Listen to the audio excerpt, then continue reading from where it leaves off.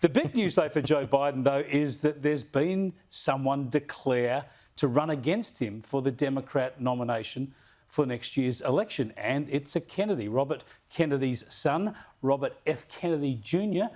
Here he is talking today. I've come here today to announce my candidacy for the Democratic nomination. My whole family, including myself, have long personal relationships with President Biden. Many of my family members are working in the administration.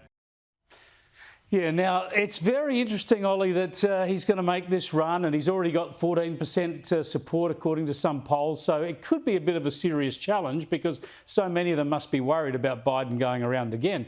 But just that one little comment there, to me, really proves the Donald Trump theory about the Washington swamp, right? This is a bloke from the Kennedy dynasty, and he's saying, we all know the Bidens and we're all working in government with them. All of our relatives are all working with his relatives. I mean, this is the swamp in real life, isn't it?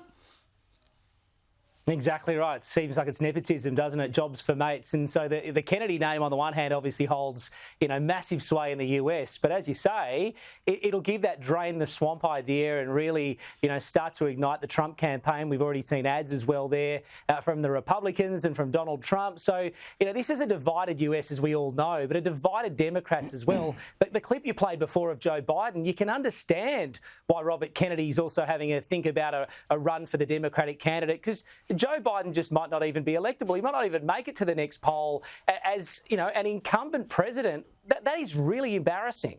Yeah, I just don't buy this stuff about Biden running. I just don't think it's physically possible for him to do it, Caleb. But so it's good to see the starter's gun on a plausible candidate. Well, I think Joe Biden would be more likely to walk into a poll before he actually ran in one in 2024. Or ride his bike into one. Indeed. But I think Robert F. Kennedy Jr. may well come into some trouble within the Democratic Party because he's gone off kilter, one might say, with the Democratic line on vaccines of recent years, and I suspect that he will face some internal angst because of that. But I tell you what, if they allow Joe Biden to run for president in 2024, you could put up a broomstick against him and it would win. I don't think there's any doubt about that. Now, Ollie, you've got to tell us about your mate, Mark McGowan. He's in China. He's bagging Australian politicians and their attitude to China. This is a bloke who wouldn't fly across the Nullarbor to go to National Cabinet lest he pick up the bug. Now he wants National Cabinet to sit in China. I mean, why don't they just have their National Security Committee cabinet meeting in the Great Hall of the People in off Tiananmen Square? It's absurd, isn't it? It is absolutely and utterly absurd. I mean, every politician who's told when they go to China, don't use your mobile phone, take a burner phone. And now the WA Premier is saying we should hold National Cabinet in Beijing. I don't know what he's been eating over there. I don't know what he's been drinking over there. But this is really bizarre stuff. He's a very calculated politician, I have to say, though, Chris. So I just wonder if this is something that he's starting to try and test the temperature, because when the Prime Minister was in Perth only a matter of weeks ago with my colleague Simon Bowman on 6PR, he made a similar comment about looking to take the premiers over to China for some sort of visit.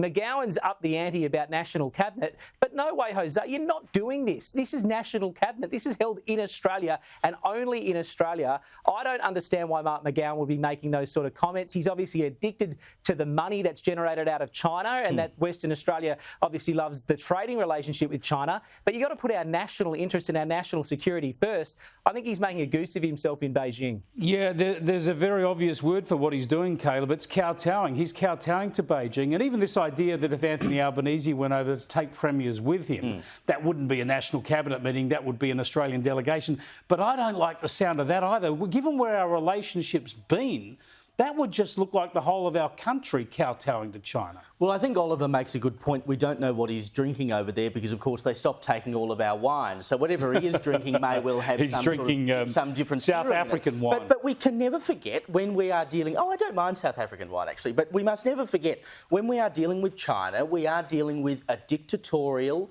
genocidal regime. And I know it's good for business. We make a lot of money out of them and they make a lot of money out of us.